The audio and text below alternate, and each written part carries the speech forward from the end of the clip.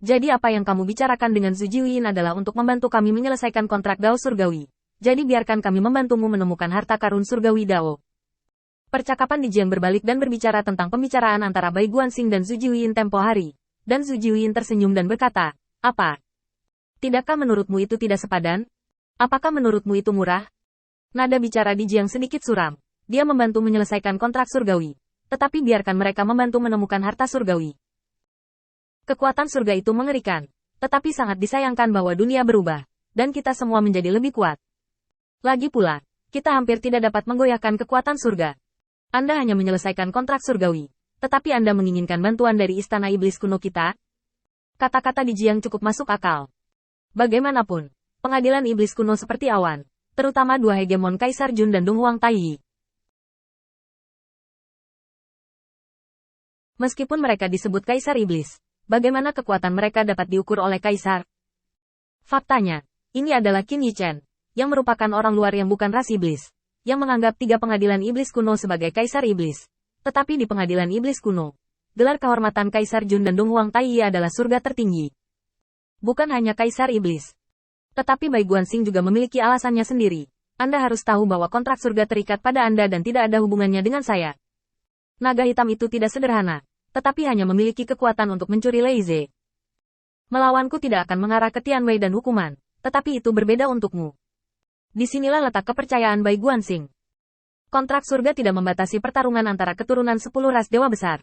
Meskipun naga sejati takut akan ada adegan seperti itu, Qin Yichen menghadapi naga hitam dan hanya perlu mengguncangnya dengan keras.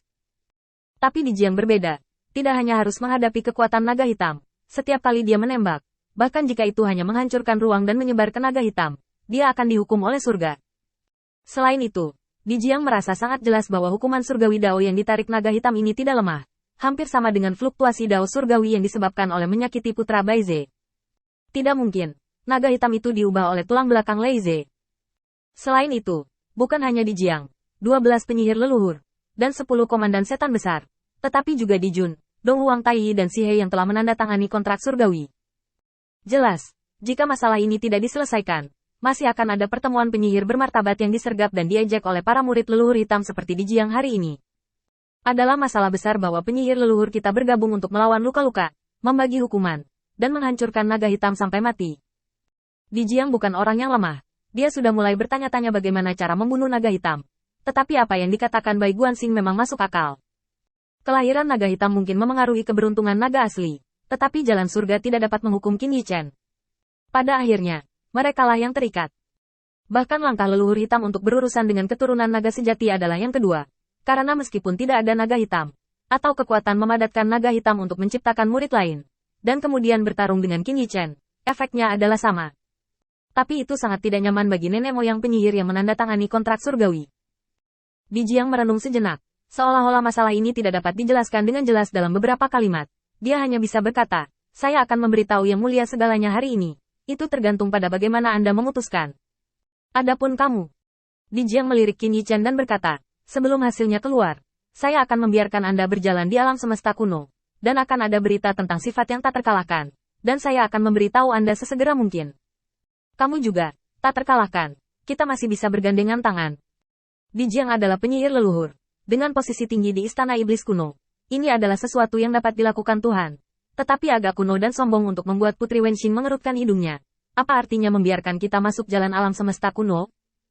Qin Yichen tidak berbicara, karena dia tahu bahwa pengadilan iblis kuno sangat tirani. Dan bahkan hari ini dia melihat kekuatan penyihir leluhur dengan matanya sendiri. Sebelum tembakan naga hitam, Di Jiang sudah cukup untuk menghancurkan jubah abu-abu Kaisar Pedang Yanyu dan penguasa neraka surgawi. Dan Di Jiang hanyalah salah satu penyihir leluhur. 11 penyihir leluhur yang tersisa, masing-masing diringkas oleh jalan, memiliki metode yang aneh. Selain 10 komandan iblis besar dan iblis besar semi tersembunyi, mereka mungkin bukan lawan dari leluhur hitam. Dan bahkan 3 kaisar iblis dari penguasa pengadilan iblis kuno sedikit lebih rendah daripada leluhur hitam. Tentu saja, di atas hanya tebakan Qin Yichen. Tetapi yang pasti adalah bahwa pencegahan dan dominasi pengadilan iblis kuno terhadap dunia benar-benar kuat. Pengadilan iblis kuno benar-benar ingin menemukan mereka, cukup untuk membuat mereka sulit bergerak di alam semesta kuno.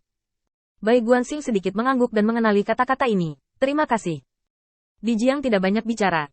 Dia mengambil tengu dan melintasi langit berbintang dalam satu langkah. Tetapi ketika dia pergi, Qin Yichen jelas bisa merasakan Di Jiang mengawasinya, yang membuatnya penasaran. Dan Di Jiang juga sedikit terkejut. Dia benar. Baru saja, anak ini telah memadatkan gambar Yin yang Heavenly Dao. Ini adalah pengetahuan unik Fuxi. Ini adalah Tianwei, putra Baize, telah mengajar murid luar biasa lainnya. Setelah menyaksikan Di Jiang melintasi langit berbintang, Putri Wenqing berkata dengan lemah dan lemah, Xiao Bai, naga hitam itu berubah dari tulang punggung leluhur Lei Zelong. Bisakah kamu mengalahkannya? Dia bisa sendirian sekarang. Dapat menghentikan begitu banyak orang. Dari kita. Wajah Bai Guanxing serius, dan bahkan Qin Yichen baru saja mengingat pertempuran. Kekuatan naga hitam itu benar-benar tirani. Meskipun tidak bisa dibandingkan dengan Lei Zelongzu yang asli, tampaknya tidak kehilangan putra Bai Ze pada tahap ini. Guntur gelap yang menghancurkan jiwa manusia, telapak tangan naga yang merampok dewa penghancur, dan kekuatan tiraninya sendiri, ditambah banyak studi unik tentang klan naga sejati.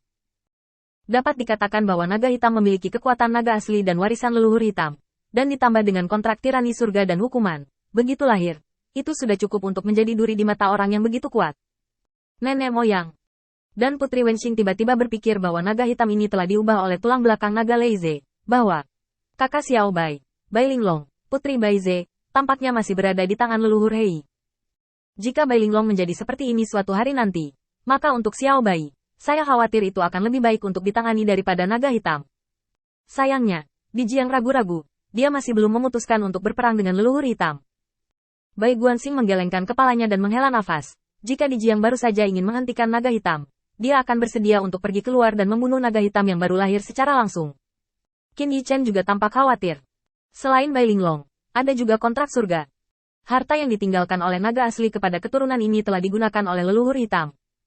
Hei leluhur sudah mulai menggunakan jalan surga. Menggunakan jalan surga untuk menahan mereka.